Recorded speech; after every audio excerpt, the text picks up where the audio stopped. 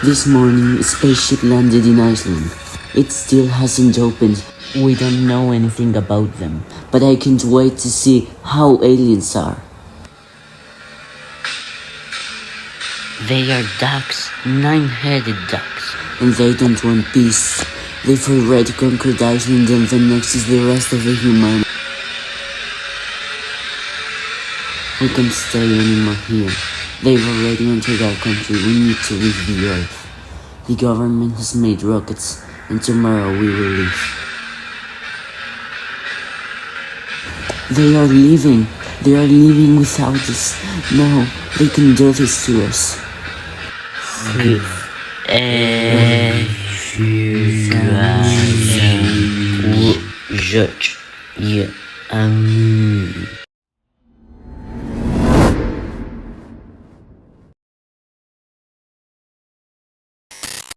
Thursday, 28th of July, 2061.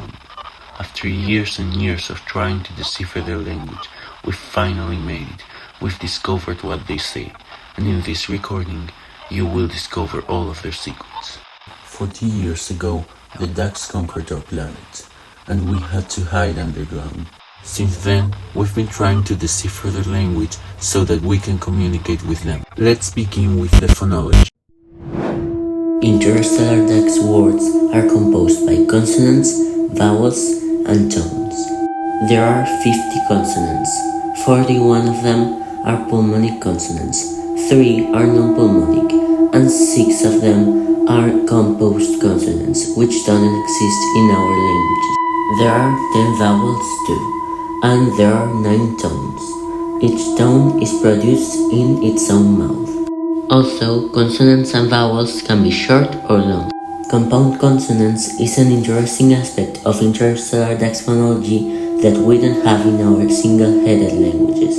These are produced when the sound from one mouth deviates into another mouth, producing 2 or more sounds at the same time.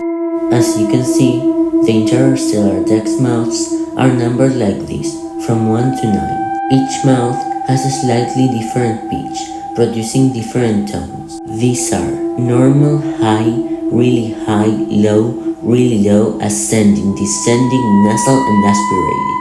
Finally, let's listen at the phonemes. Ba, va, pa, da, ja, fa, ga, ha, ya, ka, la, ma, na, nya, nga, pa, ka, ra, sa, ta, sha, za, ja, va, wa, hua, ha, ra, za, fa, ja. A, E, I, O, U, E, A, U, E, U, B, F, N. So far, we've discovered 3,700 words. For the sample translation, we'll use these 6: reach, geese, tweet, pea, yesterday, and thousand. You may notice that thousand is the only one without a translation. That's because we haven't seen yet the number base of interstellar duck. That forms the rich geese, it's 1,000 peas, and we'll be using that phrase for the rest of the video. We'll start with noun suffixes. These are gender, number, class, syntax, and case. We'll begin with gender, number, and class. Gender. There are 5 genders, and these are duck, probably a duck, maybe duck, probably not a duck, and not a duck. For example, Jack the duck is a duck. Bruce the goose is probably a duck, but that is not a duck. Now let's look at the grammatical number. We have singular for one person, dual for 2, plural for more than 2, Google for a Google things, and hyperplural for more than a Google things. Finally, we have social class.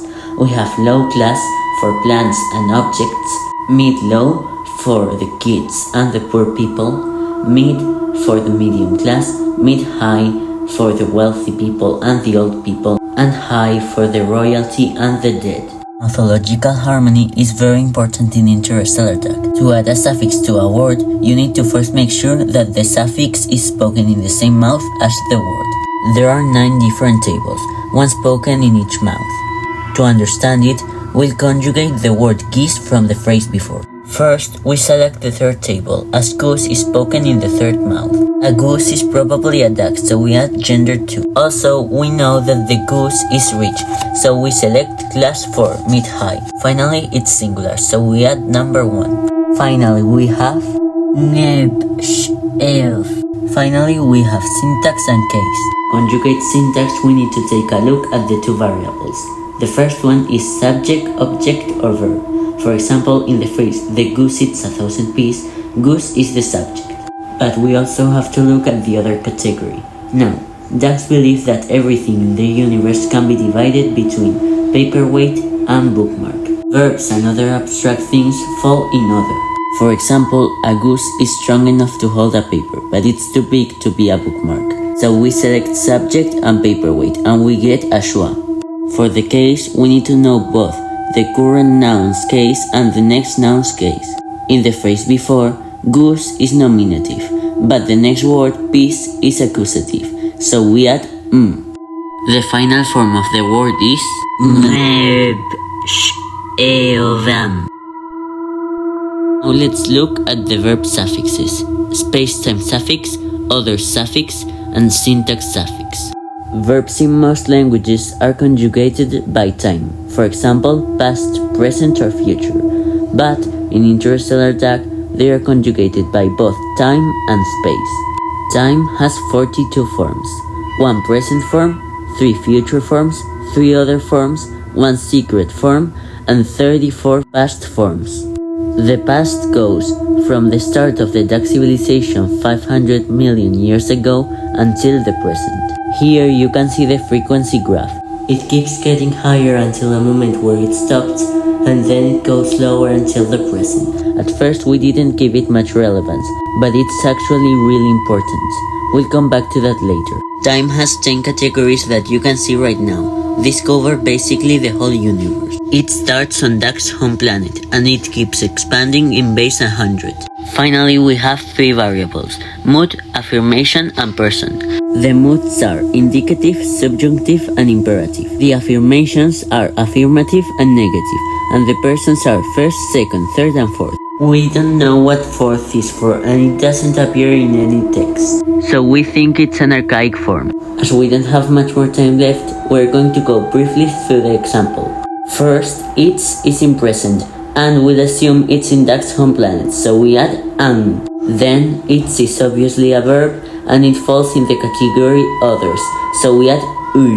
Finally, it's indicative, affirmative, and third person, so we add ko. This is pronounced diaz and munk. If you stay with me 2 more minutes, I promise we'll finish this hell of a language. Now let's look at word order and number base. For word order, we need to look at subject case and object case. For example, in the phrase before, goose is class 4 and peas is class 1, so we use VSO. You can easily get confused with this, and there's not much problem, but you should never use SVO or you'll get sent to duck jail. Duck jail is where all the grammar criminals end in, and using SVO is one of the biggest crimes you should never do. Well, let's continue with number base. To know what number base to use, you need to solve this formula. A is the sum of digits of the first number in negadecimal base. For example, in the phrase before, the first number was 1000, and 1000 in negadecimal base is 31,000, which digits sum 4. B is the sum of legs of the subject and the object. A goose has 2 legs, and peas have 0, so the total is 2. C is the number of letters in the verb. It has 4 letters. And D is the current moon phase. For example, full is 1 and new is 0. The rest is a percentage. The moon at the moment of recording this is at 0.9. That gives us -7.1, and yes, that's a possible base. For example, 1000 in that base would be 15,514.417. Okay, this is really the last thing, just 1 minute more. I'll show you now the most important things in the duck history. Some 100 million years ago, ducks were one of the most important species in Earth, maybe even more intelligent than humans itself. But something made them have to go, something really important that, as we saw in the timetable, happened 60 million years ago. That date is really similar to the extinction of dinosaurs, so we made a theory. The ducks actually had managed to escape Earth before the impact and had gone to another galaxy. It seemed impossible, but everything proved to that being the correct answer. But something was missing. The language had influence from another language, and we know that all the interstellar ducks shared one only language. We thought it could be aliens, but we immediately discarded that option as we had influence from before the impact and after the impact.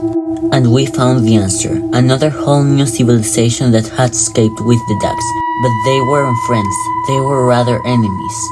They were the laser kiwis. But well, we'll see that in another recording. I've got to go now, stay safe, goodbye.